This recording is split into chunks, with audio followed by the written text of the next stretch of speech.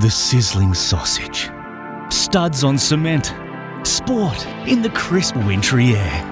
When the drawbridge goes up, see the absolute state of it. You're with Pez and Higgos, it's the circus. New South Wales do the unthinkable and win a game against Queensland they actually start favourites in the first State of Origin overnight. But that's just all a distraction piece for whatever the hell is going on in Gus Gould's noggin, as we ourselves try to figure out what he knows, if he knows things, and how we go about finding out. In the AFL, there's reversals of 3 games bans for Alex Pearce, Nepo Baby comments and 13k clapbacks. Nose beers post-grand final, and Carlton getting a touch on Ange Postecoglou's successes. 3 Matildas players win the Champions League with Arsenal. The A-League final is this weekend, and Ronaldo hints a retirement from Saudi. There's also Monaco F1, Plappy on the bike in Italy, cheese rolling, run it straight, Nadal on clay, me in pieces. Boys actually, the What's Getting You hotline, and probably some stuff in between. The circus is late, but we had to do it post-Origin, so here we are on a Thursday circus. This episode is brought to you by Swyftx. Kick off your crypto journey with Swyftx. Join Swyftx and get $20 in Bitcoin for new customers only by using the link in the show notes of this episode. Pezza, how the bloody hell are you? Yeah, good, thanks, mate. Yeah. Gravelly. Yeah. Good. I mean, like springing the step into the office this morning following the Blues victory. For those who have waited an extra 24 hours, the general thinking was that if we release a pre-Origin show, it'd pretty much be redundant in a couple of hours. So we've waited to the Origin game's been run and won. This time, of course, by New South Wales. But feeling good, mate. Feeling good. Yourself? Good. I sat down last night with my partner to watch the rugby. Yes. Well, you are in Melbourne, and she is from Melbourne, and it's never not amazing how little these two sports speak to each other, that being the AFL and the rugby. Yeah. Didn't know who the teams are, Yep. Who plays, if it's the same every year, where they play, why they play. But it was educational for all of us. I actually ran into an experienced sports journalist this morning at school drop-off who asked me for a complete rundown of what happened in State of Origin last night. Now, it is not his beat, but nevertheless, just to buttress what you say, the sports just don't speak. And no doubt style. And Laura's she's into the sport. Yeah, she likes it. Just I don't think there's another country in the world that has this much disparity. Like in the US, if something was going on in Texas, they'd know about it in New York. Yeah, I do think that there is a pride in the ignorance down here. Definitely. I don't think it extends as far. Definitely north. Let's see what the punters have to say, Chuck. Sucker fucker ding dong, Queensland. Up the catalogue. First of all, boys, we're still Queenslanders. Second of all, I did not predict that our best players would be the 20-year-old 10-gamer and the bloke who was dropped to Q Cup earlier this year because he couldn't tackle. And I'm not a careers consultant, but someone needs to tell Zach Lomax to give it up trying to be a setter, because fuck me, that bloke is a problem to deal with on the wing.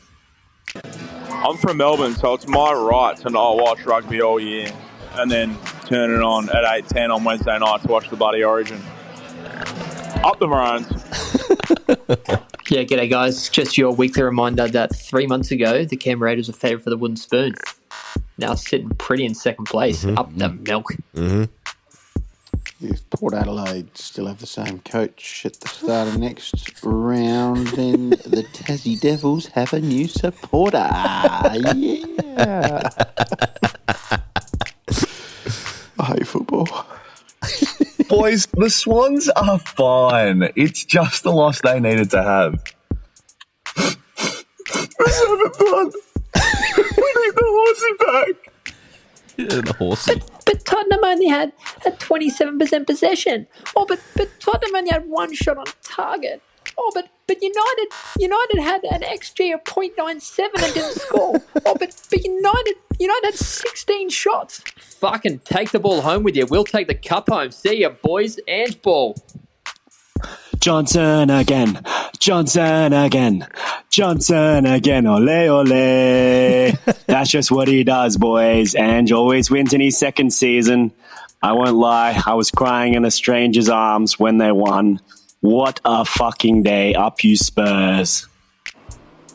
Campione, campione, ole, ole, ole. Forza Napoli. I'm going to say it. Pez. Here goes Chuck. Bing, bong. Knicks are back. We're going to win it. Bing, bong. Knicks at 6. Yoo-hoo. You know what, boys? Not feeling that hot. Meso suit left me. Manly lost. Can we have the cricket back so I can start feeling happiness again? Open podcast feed. No new episode of The Circus. It's Thursday. The fuck's going on, you cunts? Looking at calendar. Oh, it's Wednesday. Fuck! He was right the first time. Where's your Queensland spirit now, you dumb prick? I fasted! Where's your Queensland spirit? That's the temperature. That's the pulse. That's good. Well done, everyone involved. All right, so State of Origin overnight. New South Wales win 18-6 in Brisbane. Pezza, Wednesday night action. Can I be honest with you? It felt flat in Brisbane. Oh, yeah. The first half, New South Wales dominated the game. That's what Gus and Joey said. It felt un-Origin. It felt sterile. Tourist fans, plastics. And look, very, very, very, very concerning result. And I'll explain why. There was a bit of chat in the lead up to this Origin from the usual suspects in the press that the build up to this Origin had been flat itself. Mm-hmm. That there was just somehow didn't seem to be a buzz around it this year. And maybe we're learning why, because particularly for the uninitiated, State of Origin is about Queensland. Mm-hmm. That's the fact of the matter. Yep. Going into this game, we're at Lang Park, the cauldron. Queensland have attained underdog status. New South Wales, now coached by a bloke, and let's be right, one of the greatest players and blokes in the game of rugby league, but very little coaching pedigree, and that, which he has done before, has resulted in bulk losses, again, to the greatest Queensland team ever, nevertheless. New South Wales back to being their arrogant, complacent best, not to be confused with Bradman best. Mm-hmm.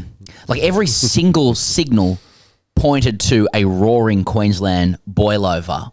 But when you watch the first half of this game, Queensland were absolutely fucking monstered. And by halftime, and this is the best expression of New South Wales dominance, by halftime, State of Origin was nearly dead as a concept. That's what happens when New South Wales wins. The subsequent emotion and reaction is that State of Origin is dead. Mm-hmm. The atmosphere in Queensland was dead. The build-up was dead because they knew that not even, and let's face it, the only thing that kept State of Origin alive as a concept at halftime was Nathan Cleary's boot and Peter V'landys making calls to the bunker to send Brian To'o to the bin. Yeah. A man cannot disappear going for the ball. Yeah. But I applauded that call because this is a TV show, this is entertainment, State of Origin is bigger, and V'landys needed to put that call in. Yeah, that's right. Just to keep Origin alive. I almost switched off. Exactly. See what's happening on agenda setters. Palestine Pierce got off, did he? Yeah, we'll get into that. We know what he's like. Fucking hell. Friends in high places, old Piercy. Put a call in, did he? The only AFL player who listens to this show as well. Shout out if you're not Alex Pearce in the AFL. Well, at least you met him. I've never met him. Well, yeah, and we know about that, don't we? Looks can deceive. Let me believe me. The biggest talking point to come out of the game was Andrew Johns Andrew Johns obsessing over whether the balls were flat. Yeah. I noticed he said, I'm going after the game. I'm going down to the sheds. I'm going to ask Nathan about it in the fair dinkum department, whether the balls were a little bit different. Even the sound of the ball when they were kicking, it just sounded different. Mitchell Moses kicked one dead in goal. He never does that. Yeah. But the point is, Queensland were monstered. They were limp. They were listless. There's a lot of efforts in the press to laud New South Wales's efforts. I'm saying, I'm saying like Payne Haas should not have played in Origin 1. Michael Maguire told the Blues, you need him. The gamble on Daly looks like it's paying off handsomely. Off colour and overstretched, and that was just the Maroons' jerseys. Cleary, Moses and Latrell, how the Blues star trio burned the Maroons, you know. But really, Queensland were just fucking shit, and now the axe looms over DCE. Now, Origin as a concept nearly died after 39 minutes when the score was 14-2. It feels like a fragile product right now. I enjoyed, it was before the end of the first half where Andrew Johns called out to Freddie Fittler on the sidelines saying, can you have a look at the balls? And Freddie goes, I don't think they're going to let me do that. Mate, that you will, like, and look, the caveat of commentary analysis is always that it's much harder than we all think it is, blah blah blah, etc. Respect to the guys doing it, but you will never find more bored commentators in rugby league than the Channel 9 rugby league callers. Matt Thompson aside, friend of the show, who brings enthusiasm, whatever you want to say about the rest of his calling. In fact, actually, Chucky, we do have something from Matt. I thought Matt Thompson did sum up the vibe in relation to Queensland. That is one area where Queensland clearly have a greater advantage, is that Coates... They have an advantage when it comes to Coates. But like those blokes...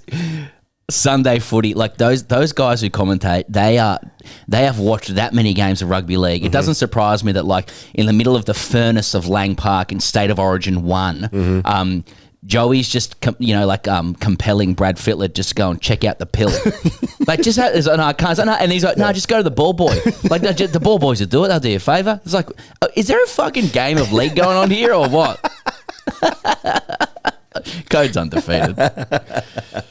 Credit to Queensland. I think they did come roaring back. A couple of New South Wales mistakes. Shit. They were garbage. They were up against 12 men, and they managed to scrounge a try. The rest was pump.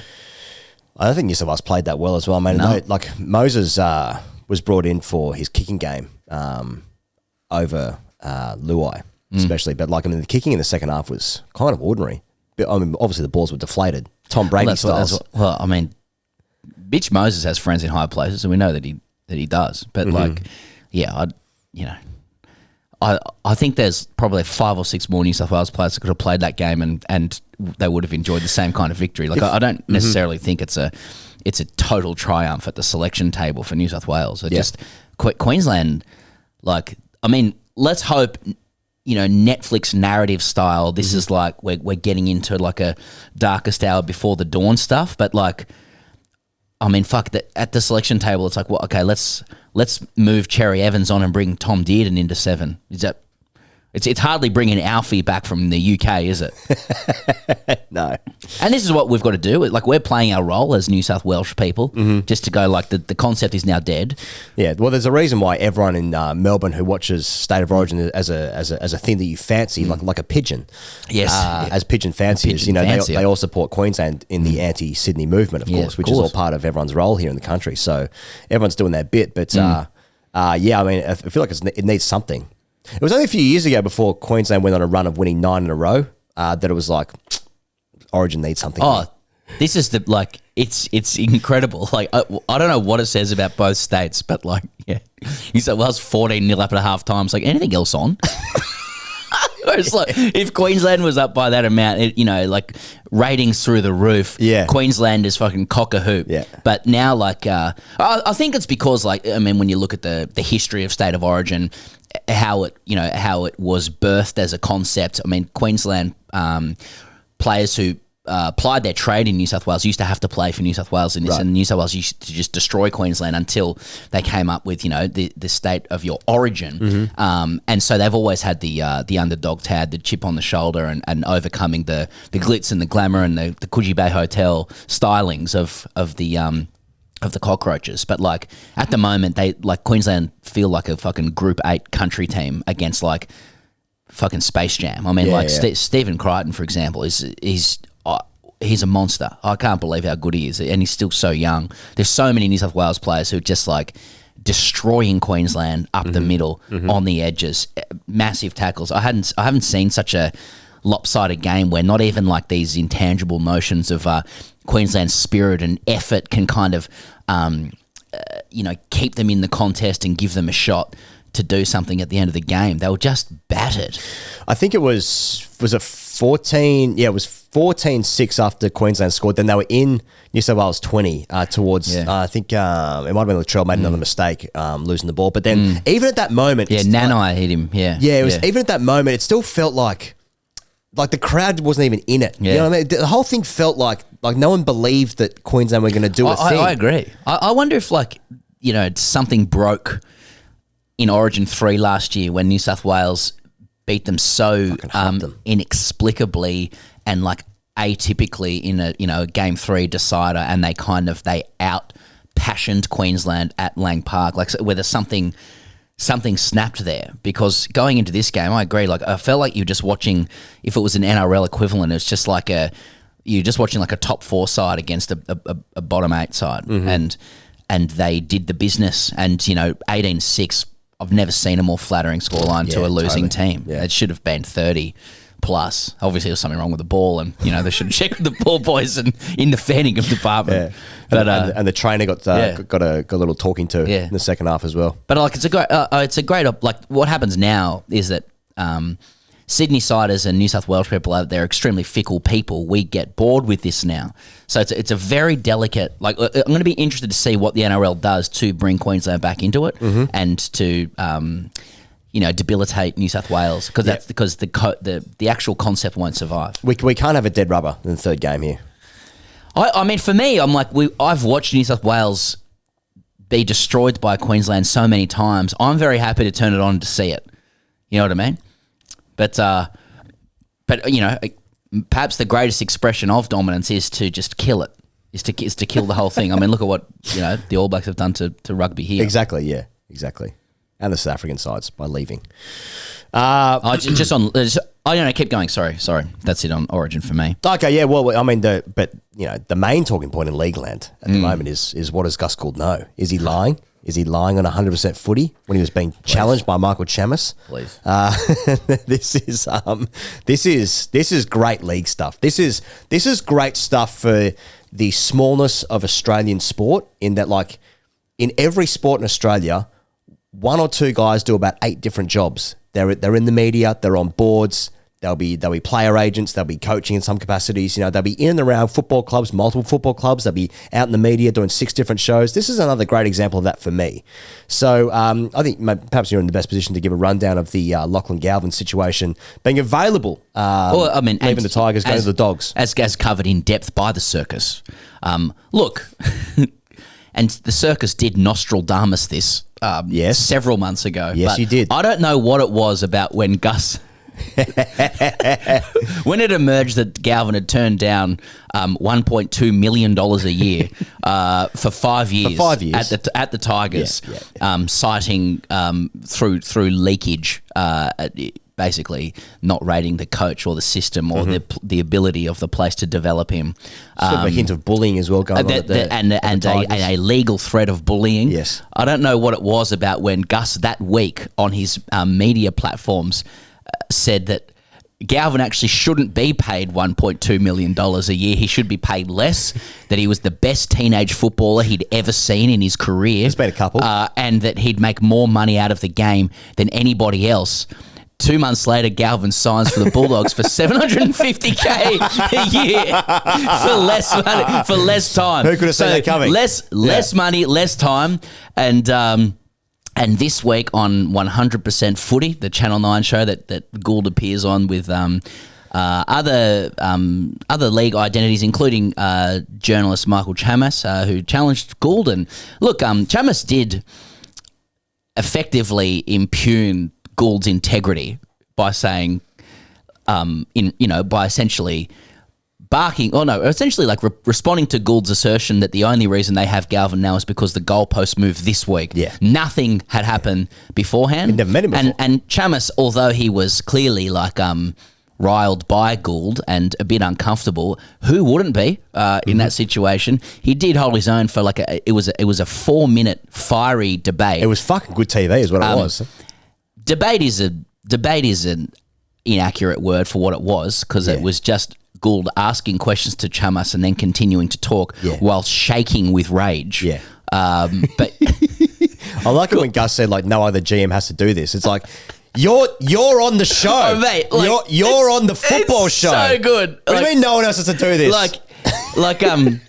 Yeah, you did. Like, for 1 second, you could think, you know what? It's actually great that a GM exposes themselves to this kind of scrutiny for the benefit of, the audience of rugby league, the great soap opera that is. But he commences this debate by going, no one else has to do this, So, well, mate, no one else is making fucking 7 figures to do it, you know.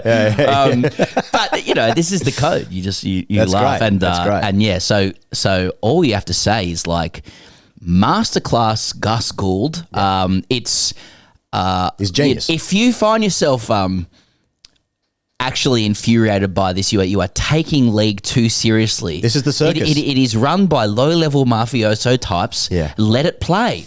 Let it play out. I feel like he's taken a lot of heat for what Galvin's decided to do, if I'm honest. And that's part of the masterclass. Part of the masterclass. Like Gus Gould is doing what he thinks is right for the football club, right? He's doing what is right for the Bulldogs. Now, like, it's probably not great for Josh Sexton, who's having a great year Josh Sexton. For the Dogs, for the Dogs at 7, probably not great for him. He's having a great season. Top of the table Bulldogs, probably not great for him. Not great for the Eels. That was a rumor that he was going to go back there. Galvin, that is. Well, Paul Kent had that mail, I think, straight after, because he's signed with the Eels. It's done. So I don't know where Kent is on that, but 21 schooners. Not that much when you think about it. That's true. Actually, we start with middies, and yeah, well, that's right. So Galvin signed with the Dogs till 28. He might be there as early as today, media's reporting. So it's an immediate departure from the Tigers, as was called out by anybody who could see what was going on. It was like he'd be out of there. He was untenable at the club. The first game he'd be available to play was actually against the Eels, I believe. Right. Funnily enough. And the deal is reportedly worth $750,000 till 2028, and it is $2 million less than he would have received had he accepted the Tigers deal. Not great news for the Tigers. I wouldn't have thought that was good. A good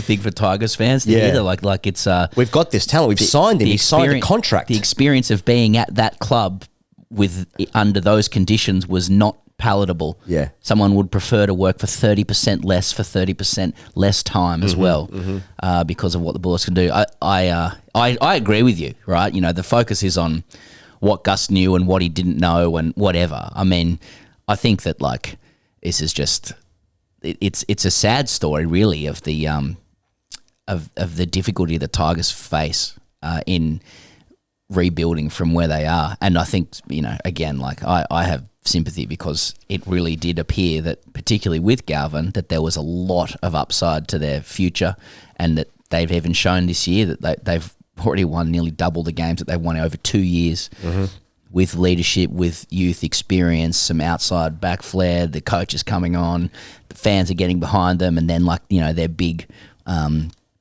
their one big hope of a generational player to take them to the next level says like, I'd rather give up $2 million than be here. And I want to leave now. And I want to fucking leave now. I'll tell you what I hate. Yeah. I hate the mid-season transfer. The league's transfer stuff's fucked. It's no good. Yeah. I think the Dogs are paying, it's like $1.5 million or something to the Tigers for the transfer for it to happen now. Was it? Okay. Yeah. 150,000, something like 150, I think it was. Yeah. What did I just say? $1.5 million. That would be a bit easier for the Tigers to take. 150,000. It was 160,000. I think that's what it was. There's no better sight in league than like Gus Gould with his tongue rolling around his cheek, offering no eye contact to anybody, with his hands clasped together, speaking in aphorisms about life. I mean, to me, that's just safety. Even if you go, I think there's a few contradictions here, but contradictions is at the heart of the game. It's when you track back to what he said about the player and the situation and how perfectly it's lined up. Like Like he was called out. He was Yeah. communicating to Galvin. He's the best teenager I've ever seen. like there's been some good teenage. Brad Fittler was pretty good. But what about like normally in life? Like if we want to prize him out of a place where he's settled, the Tigers literally they gave Lockie Galvin his start in first grade, which is. Permitted him to to firstly develop his skills at that senior level and to be seen by everybody else. And then he's had a little go at it for a bit. And normally you'd think we're going to have to stump up a lot of money to prize him out of that because his value on the market, we live in a capitalist kind of a paradigm. Mm-hmm. His value in the market is such that, he's going to be worth about this. Gus is out in the media just going like, he's the best young teenager I've ever seen. And also I think he's worth 30% less. Yeah. And he fucking does it. And he said, all things considered, God willing, he will earn more money in rugby league than any player in history. That's right. So no money now, No but money. later. Yeah, but later. Promise. Yeah. God willing. God willing. I could understand people with a little bit of a what do you call those dolls that you stick pins into? Voodoo. Yeah, voodoo doll. Like, I just think it's bad karma for Galvin and stuff. But you know what I mean? He's a great player. And he will be, apparently. And, maybe this will all be forgotten one day. Mm-hmm. There has been some suggestion that he might not start in first grade when he moves to the Dogs because they're going so well and Sexton and whatnot. Don't know. Okay. I mean, they're paying a fair amount of money. I guess we'll find out. I just got another league item here, if that's okay. Just a shout out to Dale Shearer, Rowdy Shearer, on Instagram. Many who know league will know he's a legend of the game from the 80s, early 90s. If you just go onto Rowdy's Instagram, he's got his wheelie bin outside his garage. He's just pieced a camera, and inside this, and it's a clean wheelie bin, inside it is just stacked with game-worn jerseys of his, and he just says, I'm not selling these, I'm just giving them away, I don't use them, so just get in touch if you want any of them. And he's just pulling out like he goes, yeah, look, I'm offloading them, no sale, no fee. Origin jumpers, Kangaroos jumpers, Broncos jumpers, Crushers, Queensland Country, Gary Jack's Origin jersey. He's got everything in there. He's like, he hasn't even seen it all. And like people are sliding into his comments, like Carl Stefanovic's in there going, I have a Queensland Origin jersey, that's all right. But Facebook Marketplace, hey, is this still available? It's pretty sick. Like you're looking at his stuff going, wow, this is amazing. And he's just not even selling it. Yeah, and he's pulling out other people's jerseys as well. He's like, well, I got Jimmy Jack's Origin jersey. Hey, g'day, Jimmy. No, Jimmy, he probably would want that sold. But yeah, shout out Rowdy. That's a great. That is fucking. That's good. Awesome. That is good. Maybe we should pick up something for the studio. Yeah, I can. Hey, Rowdy. Yeah. What do you reckon? I'll get in contact with Carl. Don't you fucking walk away from me. Yeah, well, exactly. We know about that, don't we? Pezza, this episode of The Circus is brought to you by Swyftx. All right. Swyftx is an Aussie crypto exchange. You can trade with over 450 plus different crypto, including Bitcoin, Ethereum, and XRP. Here's a Swyftx difference. It's easy to use. It's an easy-to-use platform with insights and educational resources to help you start your investment journey. Now, Swyftx has partnered with the Sydney Thunder and the Sydney Sixers, Brisbane Lions, and the NRL at large. I'm understood. Now, I have no experience with crypto. I've never invested in crypto because I'm scared of it. And I think that's actually part of the benefit of Swyftx because they have some educational learn platform and demo mode that you can use with Swyftx. Have you ever touched any crypto? No, I haven't, but that speaks 100% to my general financial illiteracy and like habitually poor acumen when it comes to this stuff. I mean, like I think anybody who's good at money would quite like dispassionately look at taking crypto positions, you know? And it sounds like this is a good platform for that. So with Swyftx, they're making crypto less cryptic for Aussies to start investing with a key focus on providing resources like Learn platform and a demo mode trading account to help start people's crypto trading journey. So if you join Swyftx, you get $20 in Bitcoin for new customers only by using the link in the show notes of this episode. So thanks to Swyftx for getting behind the circus. I almost said TGC then. Join over 850,000 Aussies who trade with Swyftx. The AFL, Pezza.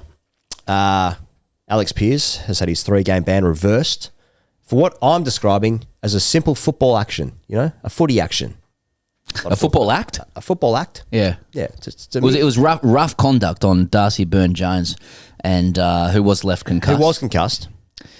And I mean, look, it's created a lot of debate in AFL circles because he was up for 3 games. Yeah, like a 3-game suspension. I think part of it is either 3 or none. There's nothing in between. Like it was he either gets the ban or he gets 0 games. Which I got to say, looking at the act itself, and it was a dog act. Well, I mean, how many times do we have to say it about this guy? Yeah. I got to say, I was surprised. Surprised it went from.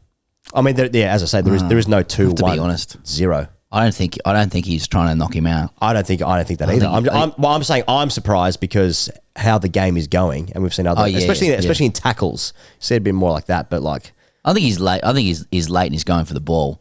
Totally. But I think it actually sucks for Alex Pearce. Bad news. To be honest, I do. I think it's bad news because bad for the brand. I think any defender worth their salt wants to have a few unsuccessful trips to the tribunal, just for reputation purposes alone. Totally. I think it's a missed trick for Alex Pearce and his people. Alex is regularly the owner of misjudgments. Particularly online. And his music choices.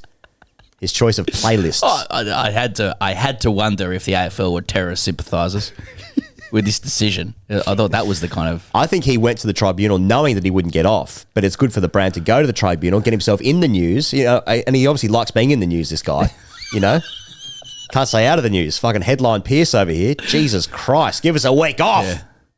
Palestine Pierce gets off.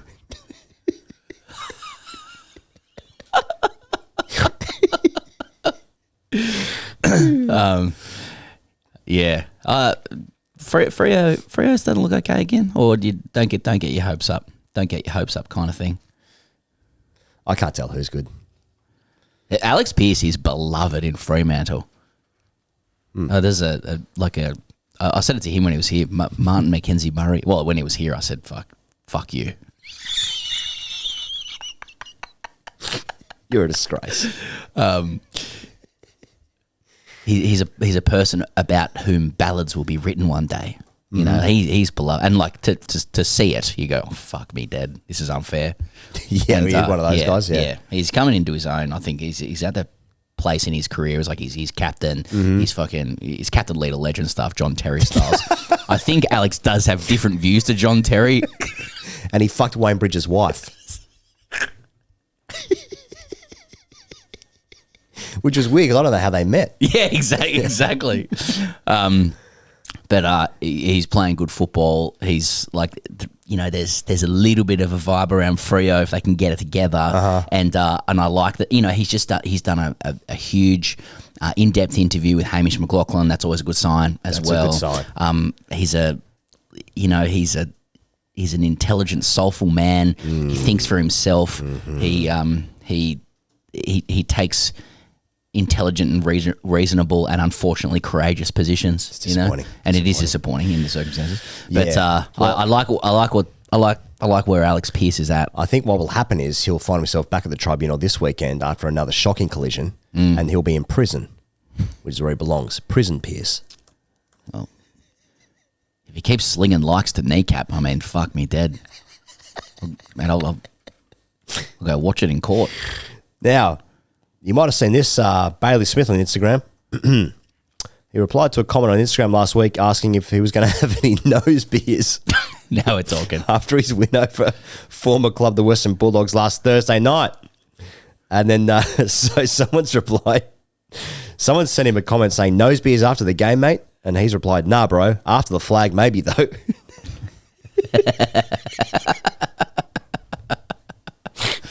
I reckon normalise that stuff, to be honest. I agree. That is how people talk. I agree. And also, what's going to happen is just going to get drug tested more. And,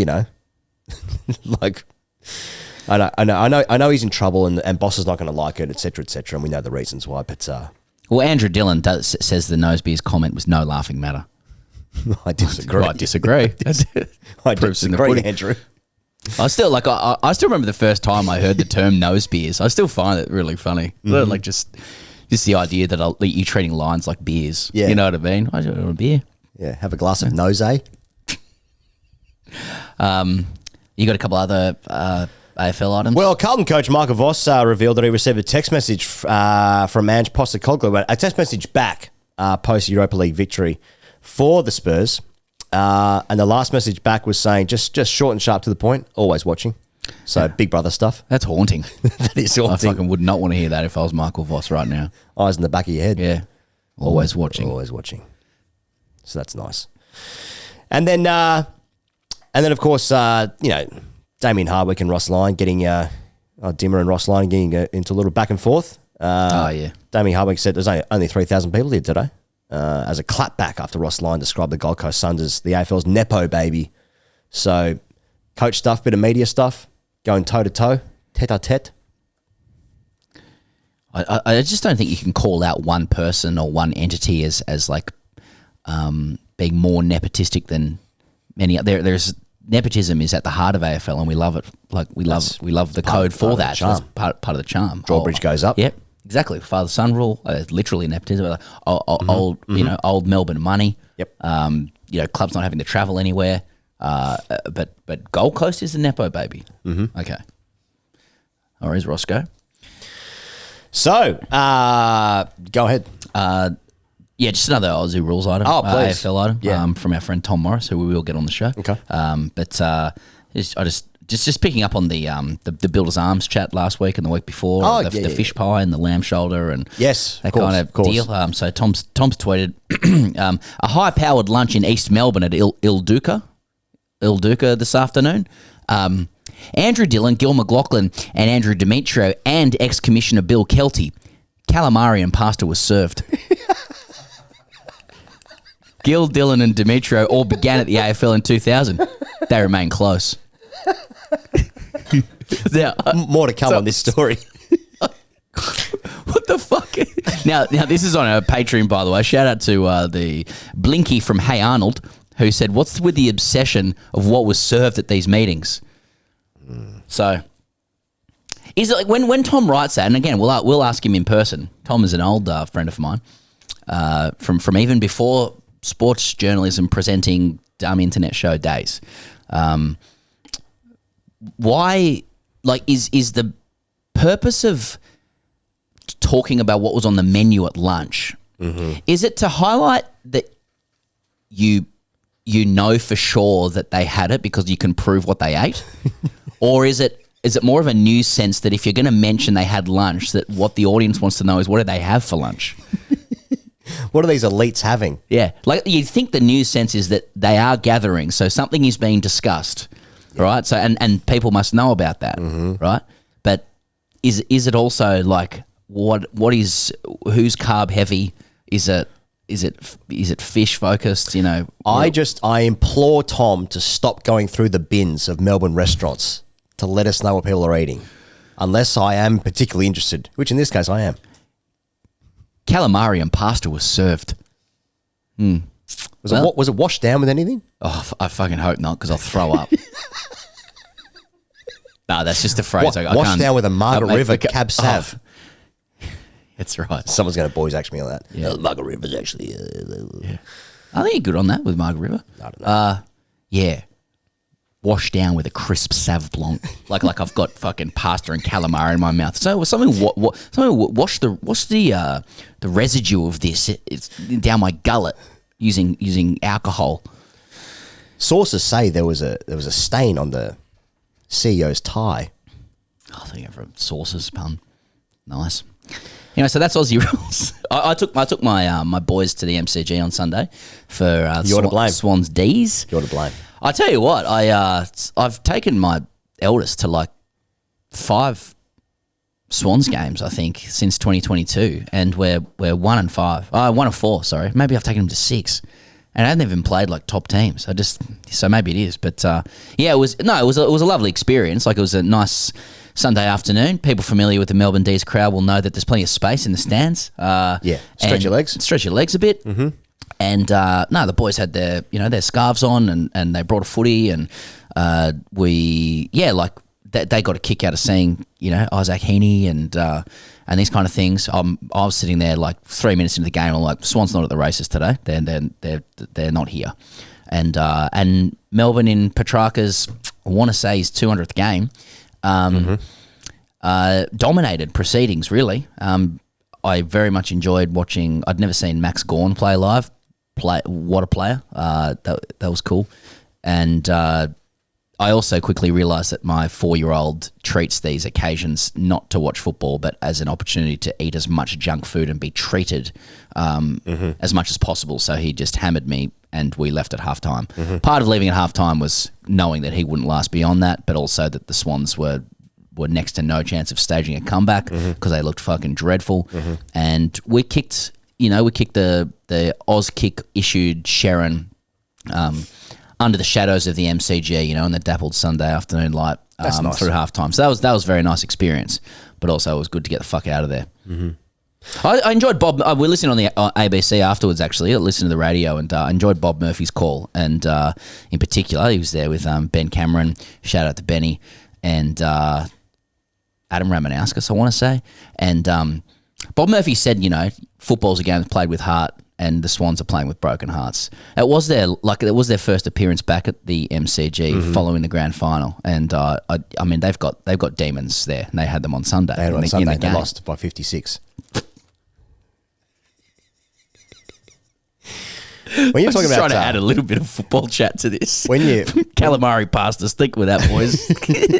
when you're talking about kicking the footy outside in the shadows of the MCG, it reminded me one of the only times actually I went to Leichhardt Oval. Oh, nice. And I actually can't remember who the Tigers were playing against.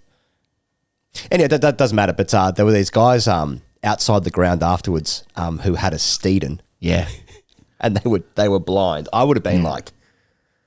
I don't think I was even teenage. I would have been like 12 or 11 or something like that. And these guys were drunk. They must have been hammered if you're noticing people drunk at that age. Yeah, yeah. And they were launching like bombs across the road, across like the main roads. Nice. Like massive up and unders. Nice. Across to each other the other side of the road. I like that kind of stuff. Anyway, talk about football. And last time we spoke here on the circus, we had Max Rushton in. And we know about Max, don't we? But thanks for the lovely feedback on that chat as well. He's a gun. He's goated. Really.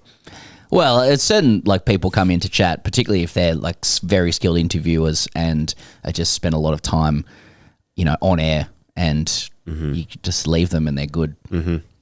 But Ange and Spurs picked up the silverware against Manchester United in what can only be described as perhaps a great moment in Australian sports, certainly in Australian coaching history, but otherwise a fucking dreadful game of football to watch. Yeah. I caught the last, I'm going to say I watched maybe the last half an hour, and that was enough for me. It was absolutely fucking diabolical. But so I'm sure you wouldn't care. My experience with Manchester United is I've dark horse loved them since year 4 because they were the only two teams you could support. United, Liverpool. My year 4 teacher supported United. Yep. And that was good. Had some good years. Oh, too many really, and too many good years to complain about anything.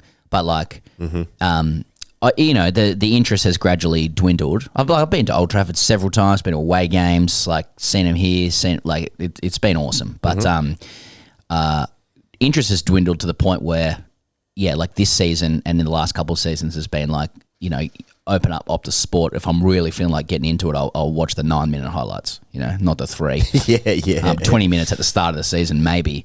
But I did wake up to watch the full game, and I am keenly aware of the decline of the club.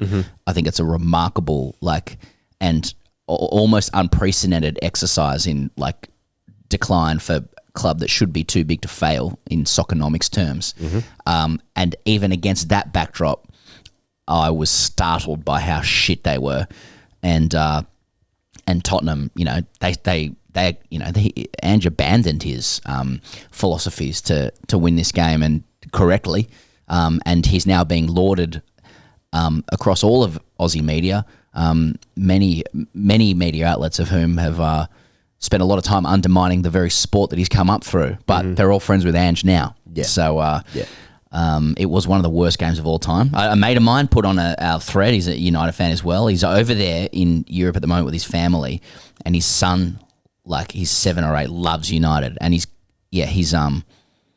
his son has been. He took his son to 2 United games live, one away at Chelsea and one home to fuck knows. And yeah, my mate said, I don't like Spurs, but genuinely happy for Ange. He sacrificed his footballing principles to win a final, got the job done. Spurs had 25% possession, 1 shot on target, parked the bus, defended and fouled their way to victory, made easier by a limp attack of United. The game itself was dreadful, fitting really given the state of both teams. As for United, we're a mess from top to bottom. The road back is long. Right now, I can't see where the turnaround begins. I'm not too fussed. I've been lucky enough to see us lift over 30 trophies in my lifetime. This is to my friends, something you fellas will never experience. He's talking about his son, but I felt for little Tommy, who was in tears by the end, the highs and lows of being a football fan. His son has gone over his son watches every game. He's 7 at home, like live and full game. And he's finally he goes over to watch them twice and on TV in the final. He hasn't seen United score a goal. Oh shit! They haven't scored a goal in 6 games. He didn't see them. You know, like that's how garbage they are, and no one will have any sympathy for it. The guy at the start on the Speakpipe, who was like, sort of seemed to be like cosplaying, whinging fans about Spurs' victory. I don't detect any of that sentiment among United fans. Like, oh, they should have won and Spurs parked the bus. United fans are like, no. we just suck badly. Yep. So, I saw it great. So, just as an example of how much football can mean to people living in Australia. I'm talking to those people who are listening to this overseas. There was I think it was the Imperial Hotel here in Melbourne in the CBD. Like they had, there was like a Spurs sort of there was like a watch. I don't think it's like a Spurs bar specifically, but they were showing the Europa League the final, fan club went and there, it was the fan club the went there, club, and it was absolutely fucking packed. Yeah. So the game would have kicked off at 4:30. 5 a.m. 5 a.m. kickoff. Oh, 5 a.m. is not too bad though. Yeah, when you got 5 in front of it, you can hear some birds chirping. Yeah, that's right.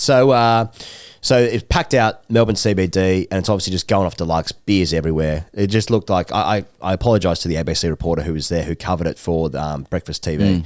But she was in there. It was just looked like it was popping off. I actually felt like I wanted to be there in that moment, just sinking bulk piss at 5 a.m. Your team's won a European trophy after, was it 2008, the last one? 08, yeah. And so, sheer joy for people. So it looked like a great time. Mate, it's funny you say that. This is just a memory that's come back to me. So same time, so United-Chelsea Champions League final, that's got to be 07-08, I think. And so it would have been 2008. And I went with my mate whose message I just read out. Went to Scruffy Murphy's, so like living in Sydney. So I went to Scruffy Murphy's for the kickoff, which again, you look for your 4:30s, your 5s, to watch the game. And it was fucking packed with United fans. Might have been a couple of Chelsea fans. Yeah. And it was the night after State of Origin 1, which had been in Sydney. Oh, my God. Now, so it's 07-08. I'm there for the game. I'm into United massively at the time because they're great, and I'm 24 and I have nothing else. They're 22 and I have very little other things to do in my life, so I can watch them. Take the next day off work and shit like that. Yes. And I walk in. And standing at the back of the bar, having circuited post-Origin in Sydney, which Queensland won, Billy Moore. Oh, wow. So Billy Moore's there in Scruffy Murphy's. I'm like freaking out because I'm like this is the Bear. To me, the Bears, transcends and supersedes anything else. Yeah. And he's standing at the back. He's blind as anything, and he's just yelling out to all these these fucking Manx and Irish people who are often big United supporters everywhere. And he's at the back of the bar, just massive, going Liverpool. You're thinking anybody among British or Irish fans of football listening to an Aussie bellow Liverpool would probably fucking smash them. Yeah. Nobody was going near Billy Moore doing that. He was blind, just goading like hundreds of people, which was awesome. Yeah. I think in terms of Australian sports fandom, when like a World Cup is on, the Socceroos are playing it at fuck knows in the morning, and you can, but like enough for a bar to be open, and you're drinking beers when you shouldn't be in the and you've woken up to like those are one of the best beers ever. Oh. Like Socceroos when they were good. Like actually, Chuck, I'll bring you in here because you went to Fed Square, didn't you? When you went to Fed Square a couple of times in the last World Cup for the Socceroos, didn't you? Yeah, I did. Did you bring a flare? I couldn't fit one up there, but. How was that? I always say this, and it's probably the best sporting experience I've had in my life. When we the game against Denmark. Yes, nice, yeah. Better than the IPL the other day? Yeah, it's close. Yeah, I had to take a moment there. Yeah. I remember there was so Socceroos. What year? We must be talking. It's 2010 or 2014. Showing my age. No, it's got to be 2010 because I was living in Sydney. And who'd we beat in 2010? We've. Oh no! You know what? It might be 06 actually when we've beaten Croatia.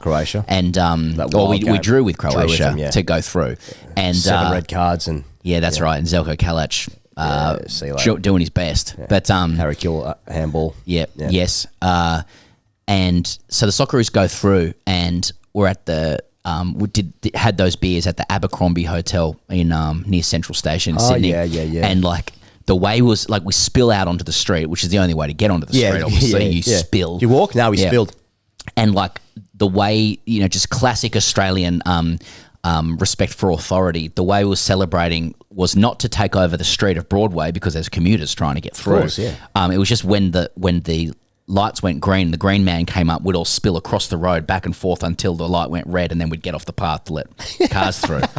Again, just Aussie hooligans. Civility. Yeah. Aussie hooligans. Yeah. Green Street hooligans. Exactly. Yeah. But I agree. Some of the best beers. Yeah. European fans will have no idea what that's like. Yeah, exactly. And I'm sure they'll be like, all good. Yeah, you'll never know the pleasure of waking up at 3 a.m. to watch this shit. One time a game started at 4 in the afternoon. It was terrible. Fuck you. And your population and your convenience. Hey, good news. 3 Matildas were part of the Champions League victory for Arsenal.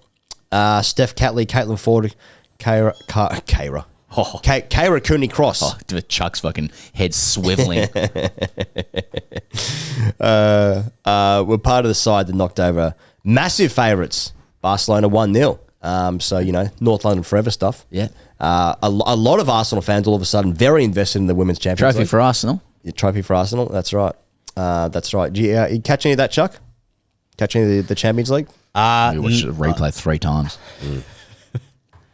No, I didn't watch it. I didn't watch it live. Who's your favourite? It was on DAZN or something, which is just not a platform I have. No, okay, that's fair enough. Yeah. It is hard to keep I'll tell up. you anything you need to know about DAZN. Please. It's $40 a month. You give me a discount. Is it? I can run you through it, mate. It's all good. Who's your favourite Matilda, Chuck? Any of these? Probably Mary Fowler. Mary Fowler, yeah, fair enough. Well. Yeah, okay, fair enough. Yep. Now no complaints there. I want to talk to you about this, Chuck, because I know nothing about it, unless Pezza knows anything about the A-League final between Melbourne Victory and Melbourne City this Saturday, Amy Park. You know anything about it, Pezza? No, I defer to Charlie. Charlie would be. You'd be joining some sort of march there, wouldn't you? Amy Park, just around the corner. Where do you guys meet before you march? Mm-hmm. It's norm. Yeah, he's scared. Where do you meet before you march and descend? Yeah. Before you descend upon Amy Park with the Victory faithful? Normally somewhere along Swan Street. Anonymous location. Are you going to the Swan? He can't say. Yeah. This is Paul Kelly stuff. I mean, no one knows what you look like, though. How is it anonymous where you meet? I mean, you're all fucking there. Yeah. It's anonymous, mate. Say no more. Where are you going? Where am I going? Yeah. Like, before the game. He's shuffling very uncomfortably. What's going on? You got some sort of swingers bar or something. Just keys in a bowl situation. We all suck and fuck each other. We're going to go dogging by the Puska statue next to Amy Park. Is that what's happening here? Are you going to go see the Puska statue? Yeah, I'll probably swing by there. It's a bit of a detour from the normal gates. It is a little bit. I mean, it is literally hiding in a bush. One of the greatest players to ever play the sport is a trophy in Melbourne, and it's like literally hiding in the bushes next to the AFL training facilities, next to Collingwood's training ground. It's fucking deep in the hedges. It's unbelievable. That's life as a football fan in Australia, outside Collingwood Centre. Puskas has to hide in the bushes to fucking follow the game. Guys, fucking dogging. Jeremy Howe wants to do some fucking time trials. What's dogging? Dogging is when you go to like a park and then you have sex with strangers in a park. Oh, that's dogging. Mm-hmm. Not to be confused with daggering. A mate of mine. Yeah, that's a dance move. That's a dance move. Yeah, but it is like a very highly sexually charged dance move. That's kind of, I think, at least in the late noughties, was popularised in the Caribbean. Yes, a friend of mine who played cricket with, he was absolutely obsessed with it. Yeah, I think it's similar to twerking. I think right. It is, yeah. Can you look up daggering, Charlie? What, like, just for a definition, what is daggering? This is our coverage of the A-League final, by the way. This is what Charlie does before he walks over the game. He's daggering by Puskas. Is there anything there that's readable? It's like a form of dance originating from Jamaica that involves a male dancer ramming his crotch area into a female dancer's buttocks. Thank you. And why do you do that before the game, Charlie? What is it about that specific move that you like? Undisclosed location. Basically by the Puskas statue. Hiding in bushes. He's daggering the statue. He's a hell of a player. He kicked in the goal. Don't worry about that. Sorry, Charlie. Anyway, so that's the A-League final. Now, are you going to go? Are you going to go watch it, Charlie? Yes, I'm going. You are going to the game. Give us a preview. Preview. First ever Melbourne Derby grand final. Okay. Okay. Sold out, Amy Park. Mm-hmm. That'll be good. Where are you sitting? I'm actually not too sure. Okay. Where's what are City fans like? Like fairly non-existent. Yeah, not many. No, not at all. The semi-finals, they had like 5 and 7K like attendance, and they played against Western United, who are also a team from Melbourne. So, right, quite an embarrassment. Really, this was the game that ended in like a fan throwing a bin at the goalkeeper, wasn't it? A few years ago. Yeah, like 2 years ago. That can happen. That was this game, wasn't it? Yes. Right. Okay. Yeah. And why did you do that? He definitely had it coming, didn't he? Yeah. What's your position on unhinged, uncouth soccer fans in Australia and Euro snobs? And charging the field in disgraceful scenes that we shouldn't be seeing in this nation. Well, that probably was a complete disgrace. I wouldn't say it's the norm, but yeah, probably don't do that. So, like, if your boys the Victory win, what? Like, how are you going to? Okay, who are you going with? How many others? With the whole fan, whole supporters club, mate. They were march as one. 35,000 of us, mate. How many of your mates are going? Like 2 that I know of. I don't know. Okay, so you and 2 of your mates are going to this game. You're daggering by Puskas beforehand. You've had a couple of beers and That's some right. amyl nitrate. Yes. The game ends in a 2-1. A late goal to one of the lads from the Victory. What are you doing afterwards? Late goal for Bessart Barisha. Is Muscat still playing? What am I doing after the game? Daniel Arzani plays for him, doesn't he? He does. He's in red hot form. There you go. Form of his Oh, Daniel Arzani. Yeah, like how excited are you for this final? Like, is this your grand final as well? Like, are you going to be dusty on Monday? Is what I'm asking. Monday. Yeah, maybe. I mean, it's massive. Okay, good. It's going to be a great game. It's a grand final. It's a Melbourne Derby grand final. No, I understand. I want to know what it means to Charlie. This is what I want to know. We're just not giving him a chance to answer, though. No, well, that's... Keep carving out hypotheticals that are funnier than what he's saying. I'm not really interested in what he's saying, to be honest. I'm more interested in the idea of it.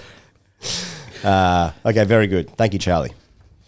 And good luck on the weekend to your boys. I'll be checking in with the greats. Hey, fuck, what about this? So Liverpool had their parade on the weekend, and people would have seen this, but a man was arrested after he was driving through the crowd. You're seeing the images on, I've only seen it on Twitter, but it is fucked up. Now, I read this as of yesterday. I'm not sure what the update is this morning. I actually haven't seen any more updates, so if someone has, please check in. But so this is yesterday. While the police investigation is ongoing and no charges have been laid yet, Detective Chief Superintendent Karen Jaundrill on Tuesday said the man had been arrested on suspicion of attempted murder, dangerous driving offences and driving while unfit through drugs. There were 65 casualties, some of them are children. It is fucking shocking if you've seen the footage. So, I mean, gladly there's been no deaths thus far, which is an absolute miracle because if you've seen the footage, it's haunting. So, I mean, thank God everyone's okay, and I don't know what else to say to it, but it's horrendous that thing could even happen. And I don't know how it could happen, to be honest, but just glad everyone's okay for the most part. And I just got a note here about Cristiano Ronaldo, who's obviously been playing for Al Nassr in the Saudi Pro League may have come to this conclusion. This chapter is over, said the 40-year-old Portuguese legend, who wrote on Instagram while hinting that his playing future was not over. The story, ? Still being written. No one knows where that's going to be or whether it's going to be for, but some suggestion that he could be playing in the FIFA Club World Cup, which has been around for a little while, but Gianni Infantino has dreamt this up now to be a once every 4-year tournament and made it into a 32-team tournament. It starts in the US on June 15. For the Euro snobs out there, the teams from UEFA include Chelsea, Real Madrid, Manchester City, Bayern Munich, PSG, Inter Milan, Porto, Benfica, Borussia Dortmund, Juventus, Atletico Madrid, and Red Bull Salzburg, and there's 22 other teams from around the world. So that's going to be good for the players. There's going to be another tournament, a Club World Cup every 4 years, in between when the Euros aren't being played, or a World Cup indeed, or if they're not from European nations, then they could be playing for, the African or the Asian tournaments as well. So, it never ends. Fuck, it's exhausting, isn't it? It's hard to keep up. I feel like you actually need an off-season to actually enjoy the new thing, And increasingly in football, there is no off-season. Yeah, like scarcity breeds demand. But, exactly. But also there's money to be made. Just juice the shit out of it. That's right. Until it's a dry, shriveled prune, and then juice some more.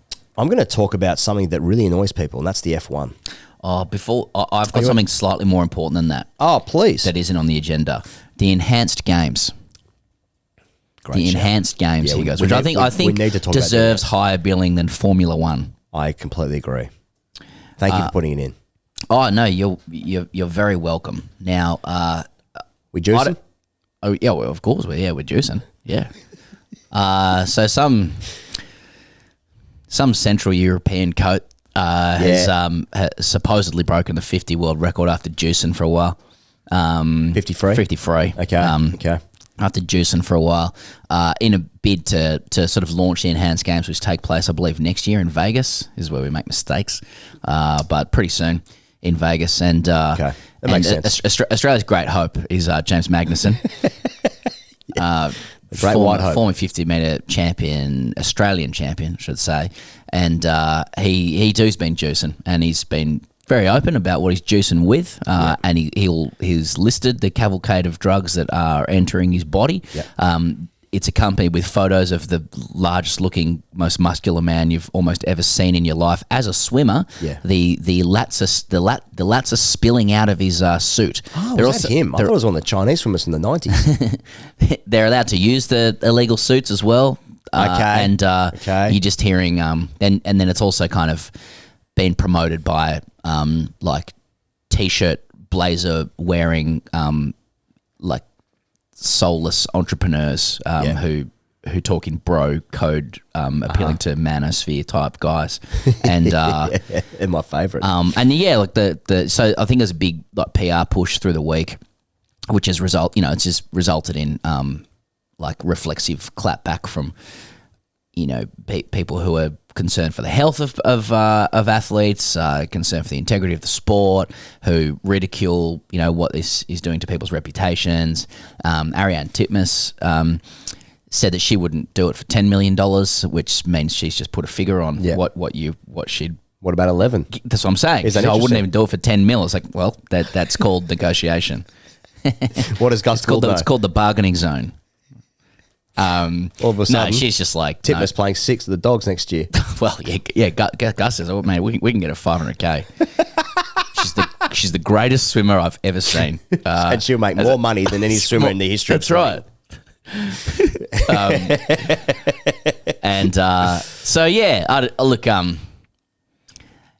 mean, I don't really like. It's one of those. How good's this?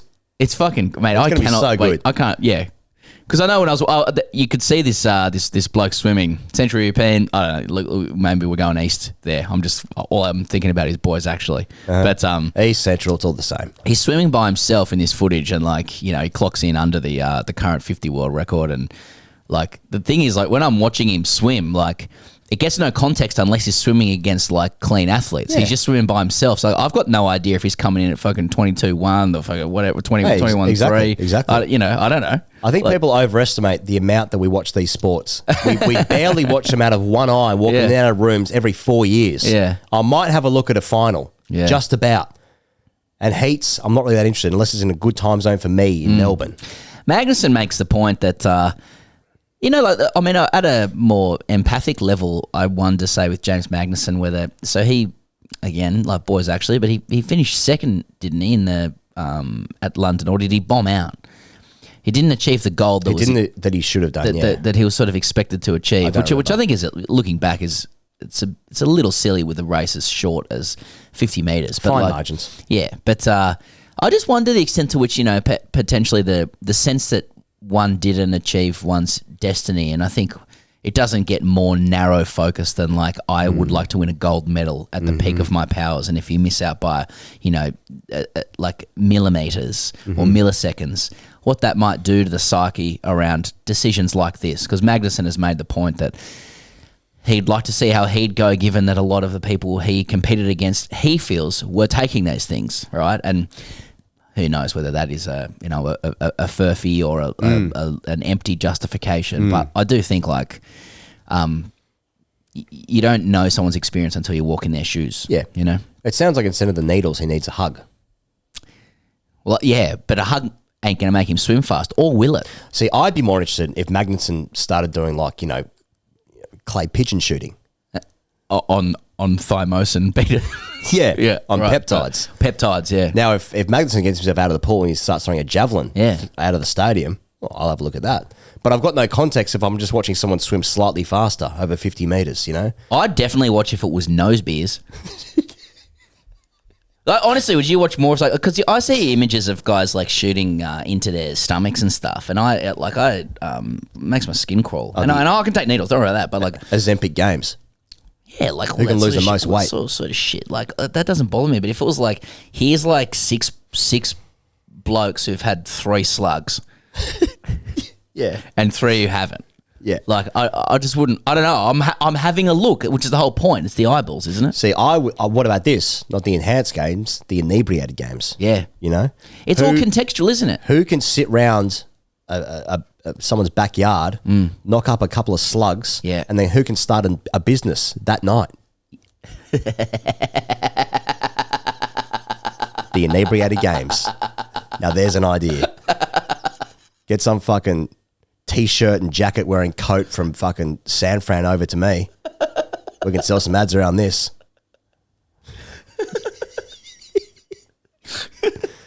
I like it. World Aquatics, formerly FINA, as you'd know, he goes, did describe this as a circus. So I just felt that it was important we cover that. A shout out from FINA. Exactly. Finally, recognition that we deserve. Now, the Formula One. Oscar Piastri has had his lead in the F1 Drivers' Championship cut to 3 points after finishing third in Monaco. Who the fuck cares about Formula One? Why are we talking about this every week? I appreciate what you do. I did think about just getting every single part of this wrong just to annoy Oscar F1 Piastri. Yeah. Oli Piastri in Monaco over there in Spain. Monaco, yeah. In Spain. I used to have a Sega Game Gear. Remember that? No. I think my mum purchased it for me from Tandy Electronics at Top Ride Shopping Centre. I remember Tandy. Yeah. And one of the games was the Monaco games. In my head, it was Monaco the whole time. So I'm going to keep it that way. Famously tight track. Too small for the modern car, some say. Where no one can overtake. But the F1 introduced a rule this year that made all drivers pit twice to try and bring some action. How the teams navigated that was that they just resulted in one of the team drivers driving deliberately slower to buy their teammate more time and space, resulting in even less action. Max Verstappen said after the race, you can't race here anyway, so it doesn't really matter what you do. So that's fucking 1-0 Verstappen. So it's just a shout out to Rory and HG, who, if you don't listen to Rory and HG, they have, and I'm not even sure what the origins of it were, but they have developed one of the most seething loathings of Max Verstappen of anybody they've ever spoken about. Really? Rory just fucking gives it to him like every single show. Okay, anyway, good. And they all say Verstappen, but yeah. Okay, that's it. No, that's good. Encourage it. That's good. Now, one of the circus's favourites, Luke Plapp, he's pulled out of the Giro d'Italia at stage 17, despite winning stage 8 a week or so ago. We actually didn't end up speaking about Plappy last week because he won a stage. I think we were going to, but we didn't get round to it. He talked about winner's piss. He had some champagne. He said winner's piss. Oh, fucking how good. Anyway, he's pulled out. As is his right. As is his want. He's had enough. He's won a stage. He's won a stage of the Giro. Plappy, get out of there. Of the Giro. Now, I like it. I like this sort of the cult element that we've got around Plappy at the moment, you know, because he's Australia's hero. He's Australia's champion on the bike. Well, I haven't seen anywhere else in Australian media plump for Plappy the way Morning After Paris did. You know, and the circus. Now, look, have we placed a hex on him since then because he fell off the bike? There's been a couple of injuries. He's pulled out here. Now, we know about the Giro d'Italia, don't we? We know about it. Oh, famously. Now, he's won a stage and he got the fuck out of there. Yeah, that's fine. I like Job that. done. I like that.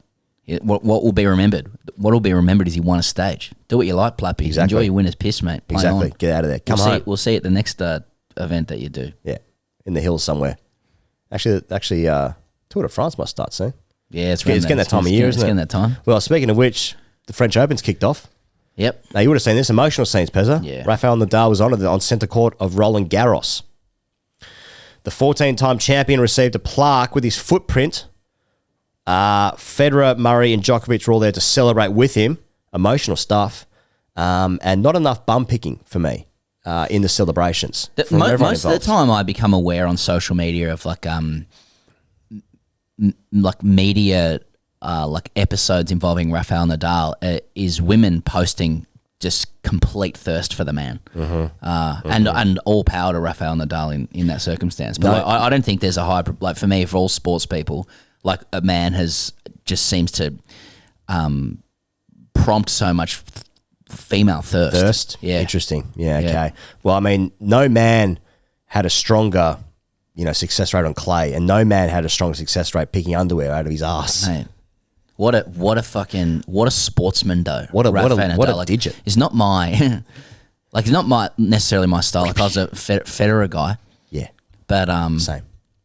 But like what a sportsman. Like the fucking competitive fire and the strain that he'd go through and the longevity, the consistency, the fact that like he just seemed to like rarely have a bad game. You had to beat him. You had to play your best game to beat him. Fucking, he was.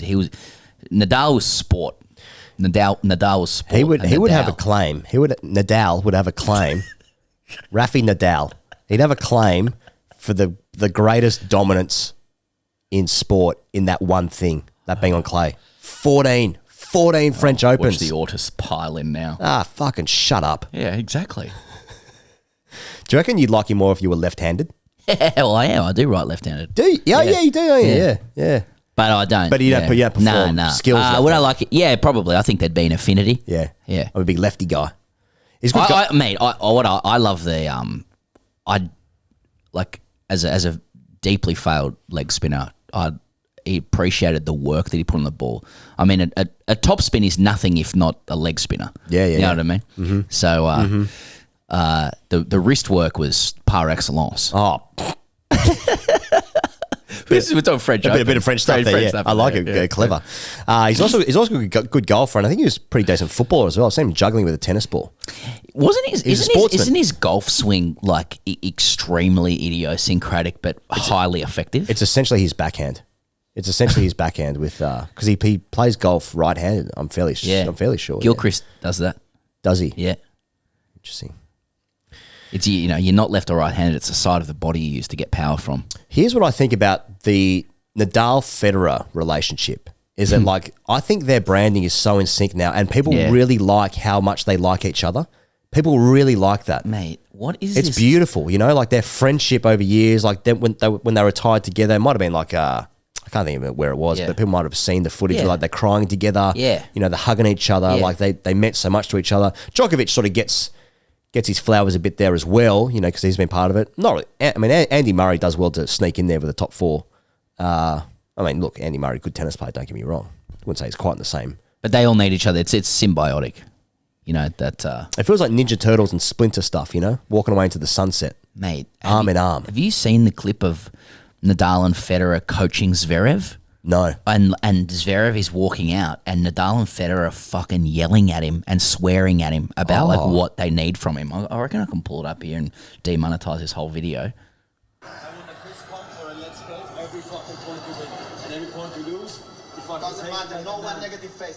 Not one negative face. Every fucking point you lose. Oh shit. Federer's an animal. Yeah, obviously that came across really well. Yeah. So that's just media 101. But yeah, Federer's red mist, which I kind of don't want to see. I like that it's there. No, I don't want it. That's not on brand. No, it's not. I want him to be pure angelic and just nothing but pristine. Mm-hmm. I don't want to know anything about the efforts that he has to put in. Nadal, I'll hear anything. Federer never trained. I don't know, like if you're walking out to play, like it's pretty good if you can hire Federer and Nadal to coach you, but like, what is that like walking out onto like the court and two of the greatest to ever do it, and many would argue each of them have a claim to the greatest to ever do it. Sure. Like they're both of them there yelling at you. Mhm. Like, would that be intimidating in any way? You know? Well, if I was on the phone, especially, yeah, it'd be annoying. Can you leave me alone? Good news in the Aussie front, Pez, in the French Open. Popperin and De Minaur are through. Yeah, good. Popperin through the third round. Yeah. The Demons through to the second round, I believe. Demon would have to play Sinner, I think it is, in the quarters on the same side of the draw. If it So we're makes it looking that ahead. far. We're looking ahead. Yeah. Oh, yeah. He's going to have to beat Sinner. Now, good news about Demon, though. He had to overcome blisters in round one. Well, that would be fucking hard if we're honest. I mean, it's a low rate injury, like low ranking injury. But it's like a paper cut, you know? Once you have one, it's like, that's annoying. Burst of blister, though. Fuck, it's searing pain. Yeah.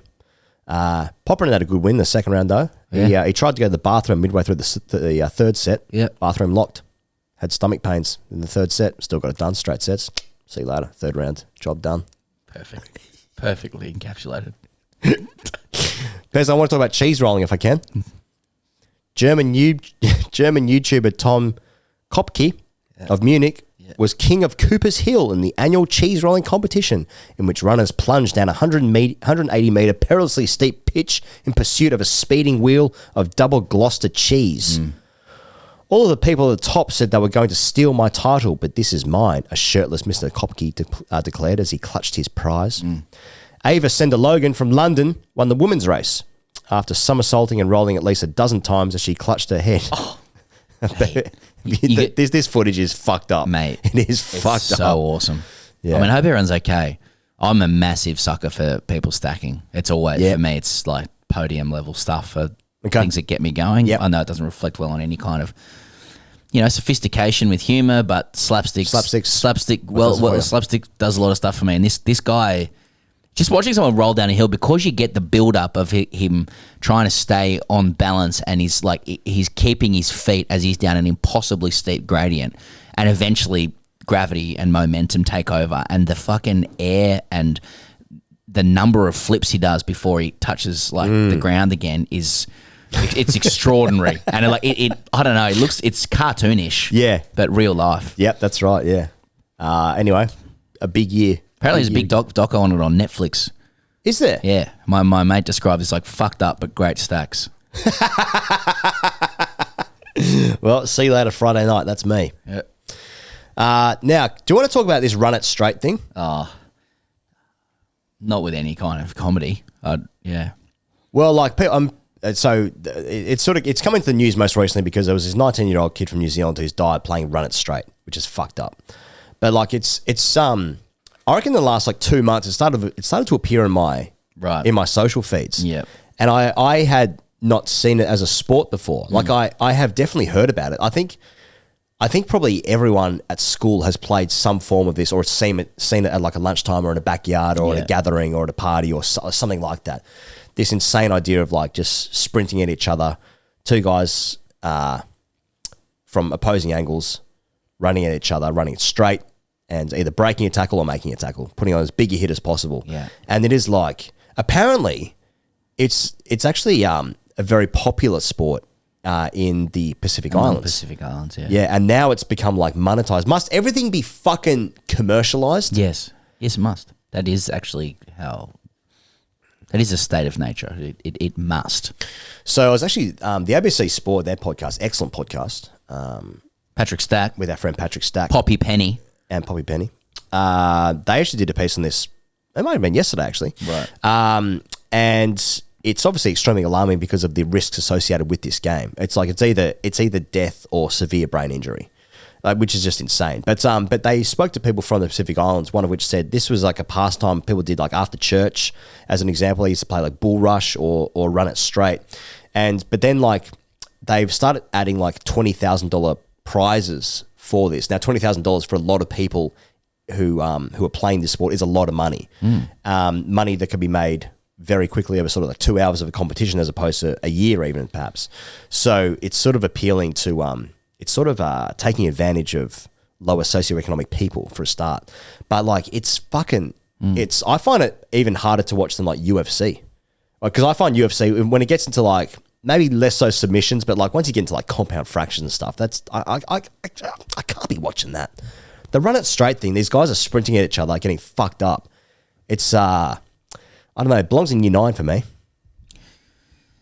Yeah, I guess it's like, you know, you start getting into questions of consent and willful consent and it doesn't come with a regulatory apparatus or an administration that oversees the policing of regulations around it, and like, you know, it's inherently intimidating prospect, right? So like even if there are understood rules around contact below the head, like the prospect of being hit in the head gives you like an intimidatory advantage. If you've got a reputation of actually going, oh, I might knock you the fuck out, then you might win that competition. So there's like it is with rugby league and the gladiatorial aspect of it, like the prospect of frightening somebody into submission by doing something illegal can give you an advantage. And so how can you police non-contact to the head other than like a good faith system, you know? So if you're going to get 20 grand and you come with a reputation of having knocked people the fuck out, you might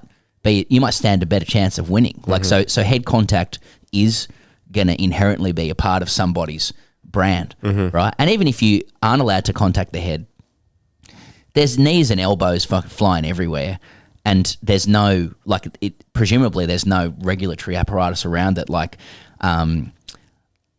safeguarding people, right? Yeah. What kind of penalties exist? You know, if you do those things. There is some governing body. It's called like the Run It League or something like that. Like, who would want to be? I mean, they must be insured to the fucking eyeballs. Yeah, you know what I mean? Like, who would want to so. be in charge of that? Because there are people that are there that like tend to put people in the recovery position like straight away. Like when they're like, it's just like, what are you doing? Yeah, the fuck are you doing? Yeah, I mean, I guess those things would.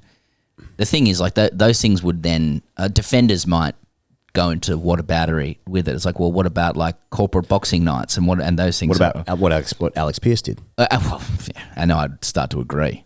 But these things, there's a semi-professional nature to it as well, without the safeguards. I agree with you. I find when I watch it, I wince, you know, and particularly when you see footage of people being knocked out badly. Yeah. You know, are there like how many times are there good doctors on site or ambulances or whatever? And when you see like kids run in, like I've seen footage of like. Kids are so keen to have that explosive roar when someone smashed somebody else. And I've seen kids do that and run up, and then adults have had to run in front of them and because there's actually been a problem and someone's, you know, lying on the ground. And kids have had to be told, no, that's not good. You know, it's I don't know. But maybe it's like, you just soft white boys from the North Shore, you wouldn't fucking get it. Maybe. Just like you don't get Origin. Maybe they're right. All right, time for everyone's favourite part of the show, boys. Okay, Damo says, "It's boys actually. This is where we make mistakes and we want to learn, you know, and we're really keen to learn. We're looking to learn, and it's good to see in the culture of boys actually that the mistakes that we're making are very important. They're very important things to clarify. Yeah, that's right. The initial idealism of boys actually is like we would learn about sports." Right, and it's just turning out to be the pronunciations of things, the syntax that we've used. Should we also be celebrating Scott McTominay's bicycle kick to win the Scudetto for who? For the blue side in the I'm going to read about that in Naples. Damo writes in, calling out people calling Origin, quote, rugby. Boys, I'm Adelaide born and bred, however, lived in Sydney and London for 20 plus years, understand league and union. Now I'm back in Adelaide and leaving the bottle shop after explaining that I was going to a mate's house to watch Origin. He farewelled me by saying, enjoy the rugby. I know you're copping in Melbourne and Perth is the same, but when do we rise up and call it out? Cheers for now, Damo. I don't think there's any, I think, it's fuel to the fire if you call it out. Rugby, like I think Melburnians will proudly call it rugby. You know how Americans call Melbourne Melbourne. Yeah. So when I caught up with my mate in Mumbai. She's American. Yes. Yeah, and I knew her from in Sydney, and I was just telling her about Melbourne and stuff. But she was saying Melbourne. Nice. But in the American accent, Right. and that to me sounded wrong, and I was annoyed that she was saying it the way Australians say it. Don't be cultured. Yeah. Exactly. Yeah, I was annoyed by it. Matt writes in, factual error. Boys, I haven't noticed any glaring errors in your show, so I had to look elsewhere. In a recent episode of the Final Word podcast, they were discussing a cricketer who became ill in the late 1920s. Some discussion ensued regarding the availability of penicillin. Jeff Lemon then incorrectly asserted that it was invented in the late 1940s after World War II. A quick Google search would have revealed that it was in fact discovered in 1928. A very disappointing oversight by Mr. Lemon. Can you please pass on this correction to your contemporary/adversaries at the Final Word? Regards, Matt. Absolutely won't be doing that, Matt. I definitely won't be taking on Colo and Jeff on factual matters either. I'm concerned that you just... firstly, he hears this thing about penicillin. He's like, I'm going to quickly Google search that. But I suppose maybe he's like, it feels like it came out earlier than the 1940s. There's plenty of ways, Matt, to get in touch with the boys at the Final Word. It's very simple. Chalk. And I think, generally speaking, Colo and Jeff are correct, particularly on historical matters, 99.9% of the time. So it shall not be boys actually in Colo and Jeff. I did a school assignment in year 6 on penicillin. So I've got a couple of ideas about what happened there. Any memories of it? Anything you remember about penicillin? Yes. The guy who started it was Startup. the New Zealand cricket captain, Stephen Fleming. Okay. Nice. What'd you get for that project? Do you remember? Herpes. Did you present this is school? Like, was it primary school? Was it? Yeah, it would have been. Yeah, I think year 6. Yeah. How are you presenting it? Cardboard from the news agency with printed stuff. That's right. Glued on. That's right. Yeah, that's right. I remember doing a school assignment in year 6 entitled "Professional Sport," and I misspelt "professional" the entire way through. And the word, given that it was the project, appeared roughly 30 to 50 times, and the teacher fucking demonically corrected every single one, and in an unnecessary way, I believe. But I do know how to spell it now. I remember I was doing an assignment. This was when I was at uni, and the guy that was marking it, it was for jurisprudence. Nice. Which was like the I fucking hated it. Which is theory of law, and the feedback on the assignment was this is some of the worst this is some of the worst referencing I've ever seen in my entire history of teaching. For your assignment.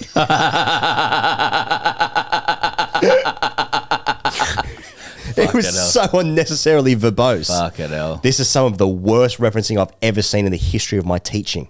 Fuck. Just aghast. I got 51%. Oh, fucking didn't have to do it again. Fucking play on. Exactly. I was fucking cock a hoop. Don't worry about that. And did you improve your referencing after that? I got worse, I think. All right, Tino writes in, and the title is Napoli, brackets Napul. I hope I've said that right.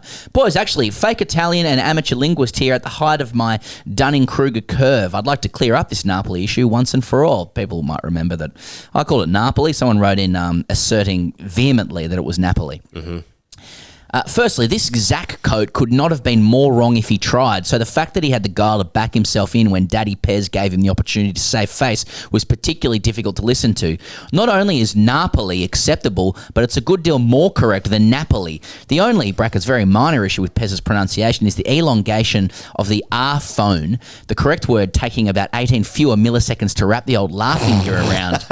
Our mate Zach has probably been listening to Derek Ray's pronunciation in the pre-recorded commentary of his pirated copy of FIFA 21 and taken it as gospel.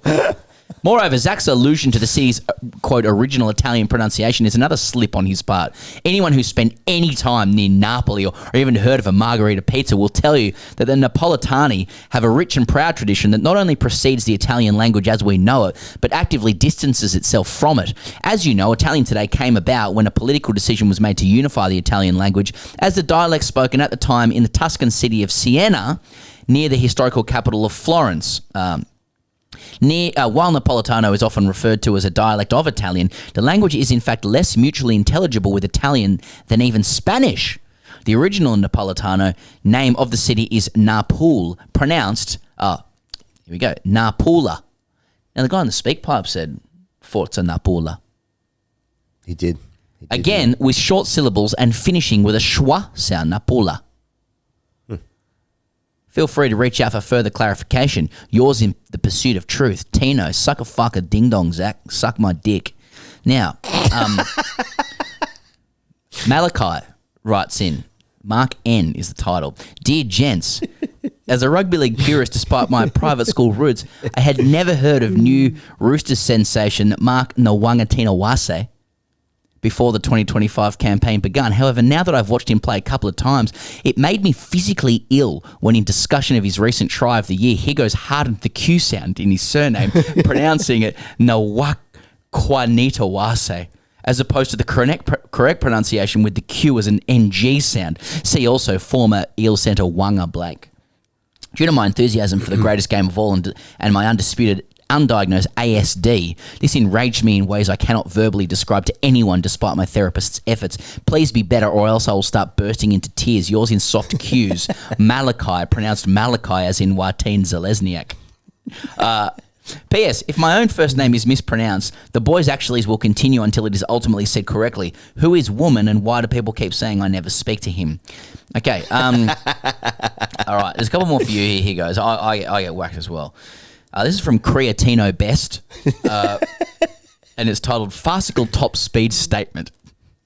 Dear Perry and Higgins, I was genuinely taken aback by the audacity of inaccuracy when you, Higgos to be specific, posited that Usain Bolt's top speed was 38 kilometres an hour, a claim so devoid of nuance it borders on the perfunctorily misinformed.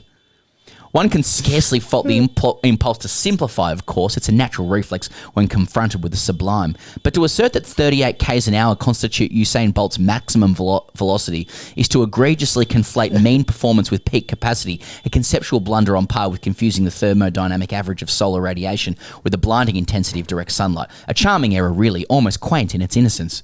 Permit me to clarify, lest this confusion persist unchallenged.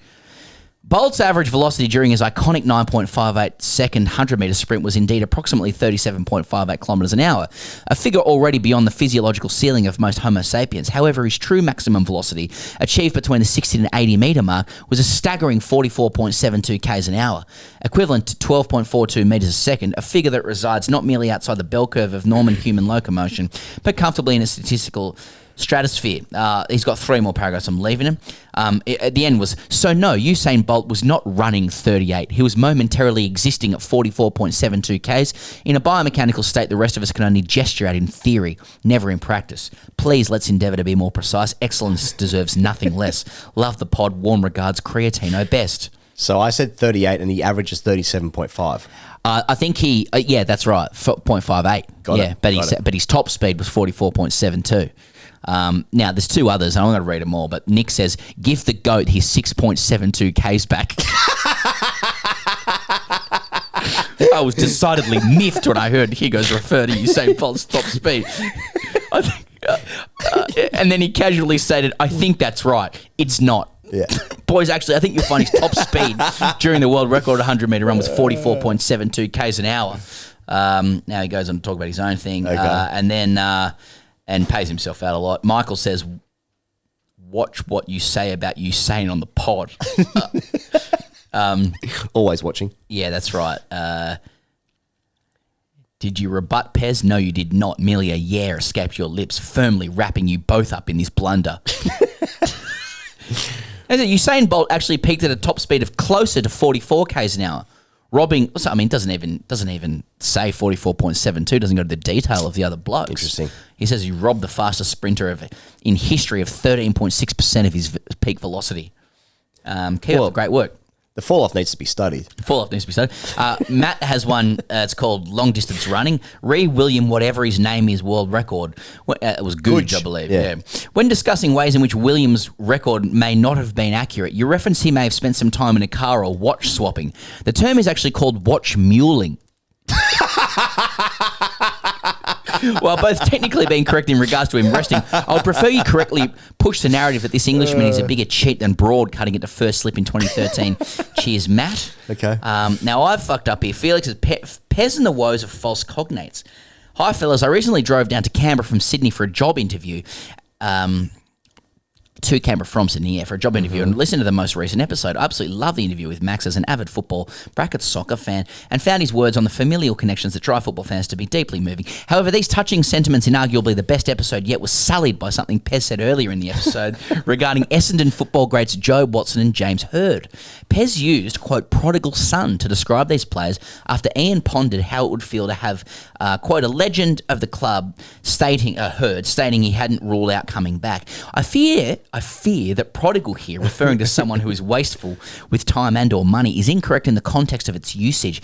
Given its appearance as a cognate of prodigy, Pez has opted for prodigal, thinking it carries the same meaning as prodigy, unacceptable from a loquacious orator such as Pez. As someone who used prodigal in the same way for many years, going so far as to announce to my family that their prodigal son had returned when waltzing through the door, this mistake only drives the knife deeper into my own wounds regarding my poor literacy skills. Thus, this email functions more as a courtesy call to Pez to alert him of this issue so that he can make a change before his neuroplasticity gives way. Yours in linguistic pedantry, Felix. Pezza, we've had this before. Yeah, and Felix isn't aware of that. He's not aware of that because it was on Patreon about 6 years ago. Well, because it was a correction that stemmed from forcing Will Pekowski. Yeah, and someone's mum wrote in and said these guys aren't as smart as what they think they are. Yeah, I do. Yeah. So that's right. We have been what'd you say? I'm not going to repeat that. No, please. Did you hear it, Charlie? Nah, don't worry about it. Yeah, Charlie's playing fucking Farm Simulator. Don't worry about that. He's just started his test career. He should have seen him rock forward there. So, I'm back on here. We have in the past conflated prodigy and prodigal, and that's been called out to us before. Now, I'm open to what Felix is saying here, and I suspect he's right. I understand that Dustin Fletcher at Essendon is regarded as a prodigal son because he spent a bit of time at the D's. So that would be in line with someone being wasteful with their time or money, going to the D's and then coming back to the Bombers. But I'm not sure. Hird has returned, or is being mooted to return. Someone else pointed out that actually is a prodigal grandson of Essendon, they say here, because his legendary grandfather, Alan Hird, played over 100 games for the club. Look, I want to I'm ready to accept, particularly if you take a hard literary definition of prodigal itself. I'll shout out to Plains fans or people around the AFL. Is it arguable that Hird or Joe Watson are prodigal sons of Essendon in the sense that they have gone away and may be returning in their own way?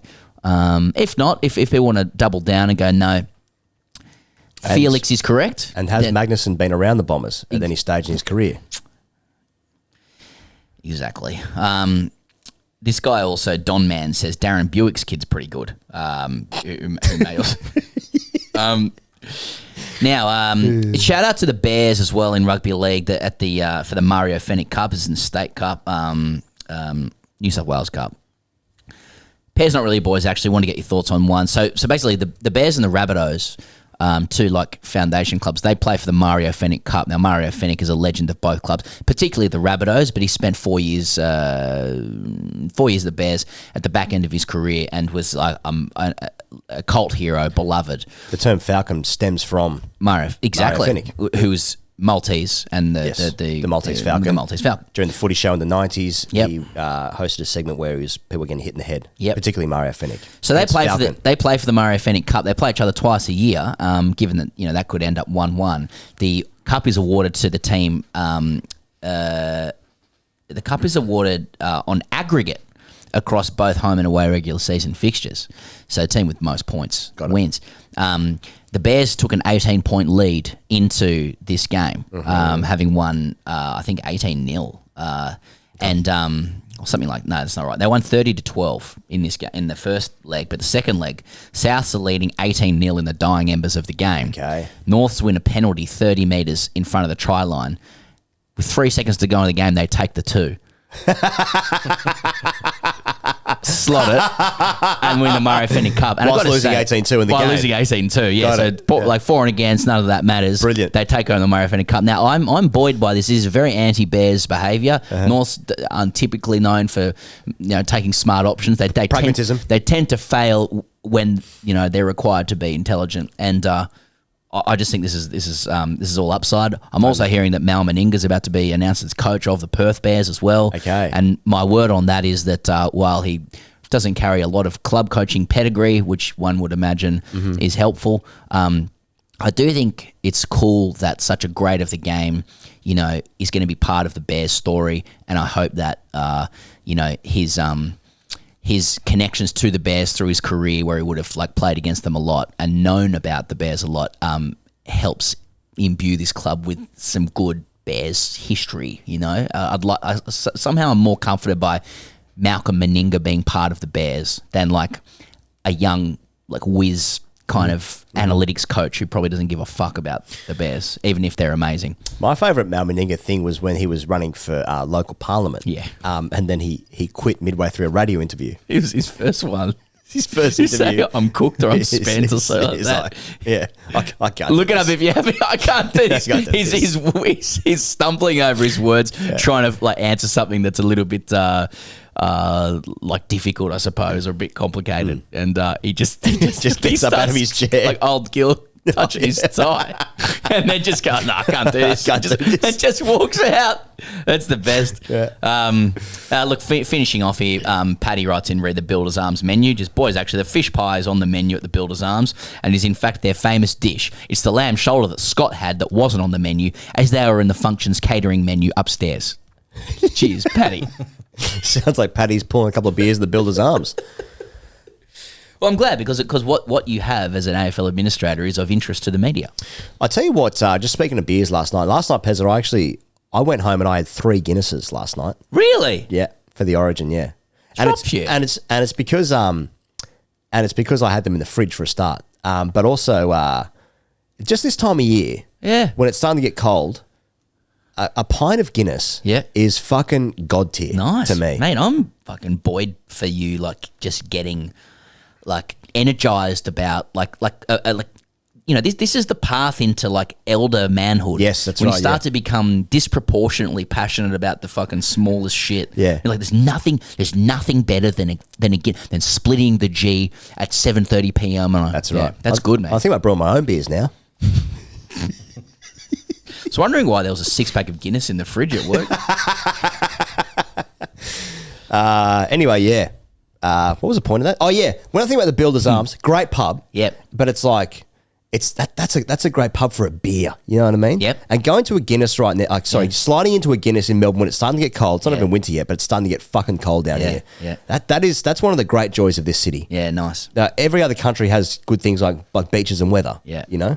Nice. Melbourne, well said. Fucking cold as fuck down here. We've got footy, we've got scarves, we've got good beers. I like the idea of that Guinness being in the right kind of pub, though, like a pub that's conducive to a Guinness. Exactly. You got the right colours outside, and the internal design is just it's begging for Guinness suppage. Right. Yeah. Oh.